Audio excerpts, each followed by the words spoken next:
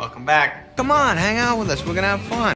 After babysitting you, it's hard to picture myself having a kid. So I can't imagine what Sonny Koufax is going through. Here's the story of Big Daddy.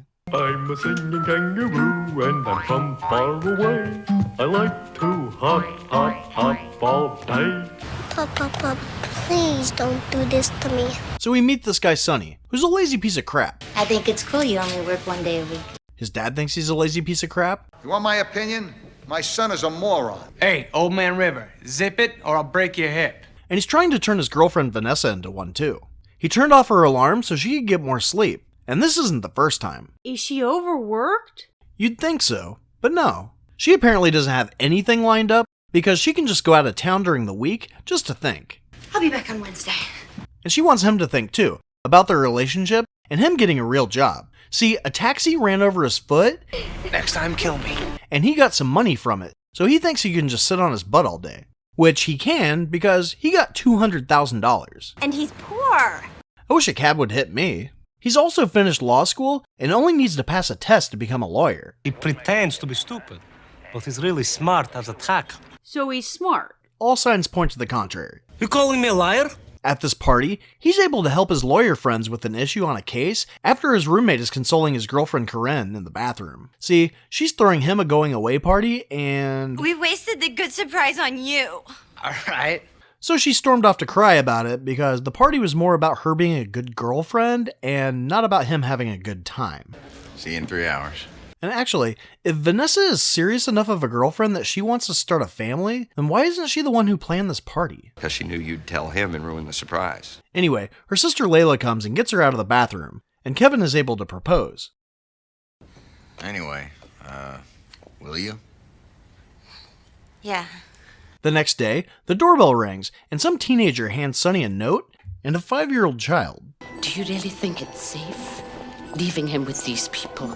It seems that the kid is Kevin's, and the mother wants to dump him off with his dad. You'd think that she would have at least taken him up herself, instead of trusting a stranger to deliver her child to a guy in another country that she had a one-night stand with. What's a one-night stand? A one-night stand? No, I said they had one nightstand. Like they shared it like 6 years ago. I have no idea what you're talking about.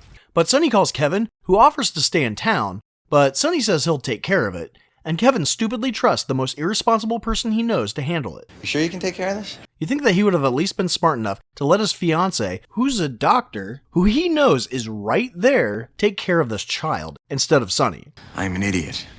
Unfortunately, it's Columbus Day, so Sonny has to hang out with the brat, so he takes him to a bar, and keeps him up till 2:30 in the morning. And they must have had a really good day together, because he decides to keep him. I can't take this shit. Are you serious? The next day, he tells his friends that he wants to keep the kid to show Vanessa that he's an adult. He then applauds Julian for tripping a rollerblader. That's my boy. Goddamn stick! And calls social services to let them know that he's keeping the kid. But the next day is a little different. I wet my bed. For starters, this kid pees. A lot. God, that's a shitload of piss. Only you and my grandfather go every 30 seconds. And Sonny doesn't know how to handle this. You'd think all the time he spent at a bar would at least teach him how to clean up puke. This is ridiculous. And finally, he gets really upset when he ruins his hockey game. Alright! He really doesn't know how to deal with all this crying.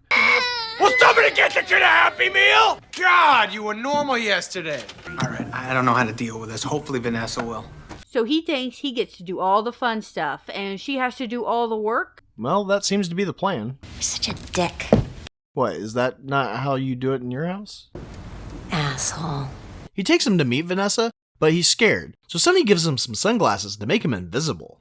That's an invisibility cloak! I'm invisible? He introduces them, and then finds out that Vanessa is leaving him for a senior citizen. I'm 109. He has a 5-year plan. What is it? Don't die? Since the plan backfired, he takes him to social services to return him, like a shirt that was the wrong size. Well, this is kind of like that, except with a human. Mind your business. Turns out that his mom died last night, and I guess they weren't planning on letting him know or giving him funeral information. Oh, boo! So Sonny decides to hang on to him for a little while they line up a family for him. What if Kevin wanted to keep him? Well, he thinks it's a mistake, so he's cool with Sonny pawning him off. What about the real daddy? Well, I guess she should have thought of that sooner. How about his grandma and grandpa? Oh my god, shut up. How am I supposed to know the entire family tree of a character we were never introduced to? For sake of argument, let's just assume her entire family is dead. My family, Grandpa! You go to hell! But Sonny does call his dad and lets him know that he's going to be a grandpa. Who the hell would give you a kid? Even though he just made a deal with Arthur Brooks that this was temporary. He asks him for advice, and his dad tells him he'd be better off living in a dumpster than living with you. This inspires him to let Julian do whatever he wants, so he grows up happy. He's been telling me what to do my whole life. He never lets me figure stuff out on my own. Do that thing I taught you the other day. Stay in front of it. Don't be scared. Yeah, let me show you. Let me have that. See, I don't want it to be like that. I don't want to control you, Julian. I gave him NyQuil. He should be out for the night. Go to your room. Come on, you go inside and make some friends. You're the next Willie Randolph. Remember that. Do the thing again. Now sleep, okay?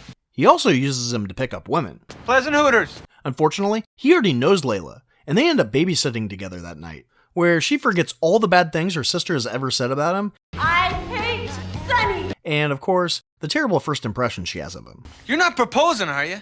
Yeah, pal, I am. Well, think about it, you know? On Monday, he enrolls Julian into school by, I can only assume, forging some documents, but comes home to find out that Arthur has lined up a family. When he doesn't return his call, he actually comes by the apartment to let him know about the family. Hi, I'm looking for Kevin Gerrity. Oh, he's in China. But Sonny's on a date with Layla. So in less than a month, he's gotten over Vanessa, who he was dating for years. Oh my god. Gross. Wash your mouth out. He's dirty. Sonny goes to Parents' Day. You don't know what rum is. Rumpelstiltskin? Rumpelstiltskin. Rumpelstiltskin's a good man. So are you guys. Where he finds out that he might not be the best dad. I let him become the smelly kid in class? What the hell's the matter with me? Oh, yes, I've had some smelly ones before. But your son is by far the smelliest. It smells like urine in this joint. Good job. It stinks! He turns it around by pretending to be Scuba Steve's dad. Because if you want to be a member of the Scuba Squad, you have to be smart. And just as he gets everything under control, Mr. Brooks comes over and reveals that he knows who he really is, and that he's taking Julian. But I want my own ass! I want my own ass! So what? Relax. They have a hearing to determine custody a few days later, where he gets the town drunk. Well, I had a few Chardonnays. What of it? A homeless guy. You want me a sausage McMuffin? And the delivery guy to testify on his behalf. They went together like lamb and tuna fish. His dad gets up to question him. Objection, Your Honor. This court is after the truth, not the opinion of the defendant's father. And Sonny convinces him that he would be a good dad. To give this young man custody over another life is not only wrong, it's insane. Objection! Shut up, Tommy. I withdraw my objection. Please proceed. You think there's a good chance I might fail? Sonny, it's more than a chance. It's a certainty. Everyone then pulls out their phones that they don't allow in court, and then calls their dads. Hi, Mom. Could you put down the phone for a sec? The judge declares that he still kidnapped Julian. You're going down, sucker. But Kevin says that he won't press charges. As that boy's father, I refuse to press charges. Then the court grants custody to Kevin Gerrity pending the results of a DNA test. Julian was able to overhear this somehow and runs over to tell him that he wants to stay with him, which technically he will be since his dad lives with Sonny, at least until he gets married. But that doesn't stop them from meeting in a park like some divorced parents to exchange the kid. A year later, we see that Sonny took the bar, got married, and had a baby with Layla. So apparently spending time with a kid will make you rethink your goals in life and help you get your act together. Hold on, is that why they had me watching you? You didn't actually enjoy that, did you? I could be in the scuba squad? Well, sure. All you have to do is subscribe.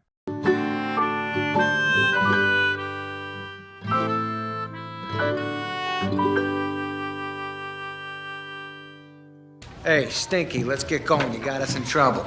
Okay, peace out.